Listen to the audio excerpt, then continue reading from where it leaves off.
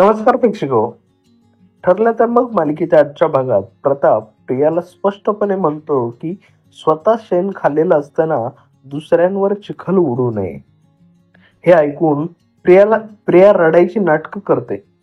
त्यामुळे कल्पना प्रियाची बाजू घेऊन बोलू लागते. तेव्हा प्रताप कल्पनालाही ठणकावून सांगतो की धाकट्या सुनेच्या अति लाडासाठी मोठ्या सुनेवर अन्याय नाही करू शकत. दुसरीकडे अचानक आश्रमात मृतदेह सापडतो आणि त्यासाठी कुठलेही पुरावे नसताना मधुबनवर आरोप केले जात आहेत अशी शंका रविराजला वाटते. त्यामुळे रविराज आणि अर्जुन एकत्र येणार का हे पाहणं मनोरंजक ठरणार आहे. इकडे मधुभाऊंना घराबाहेर काढण्याचा एक प्लॅन प्रियाचा फसतो. त्यामुळे ती आता स्वतः मधुभाऊंशी जे बोलते ते ऐकून मधुभाऊ हतबल होतात.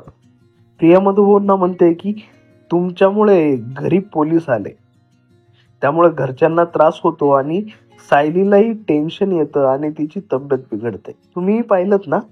प्रियाचे हे विषारी शब्द ऐकून शेवटी उद्याच्या भागात मधुभाऊ गुपचूप कोणालाही न सांगता घर सोडून निघून जातात.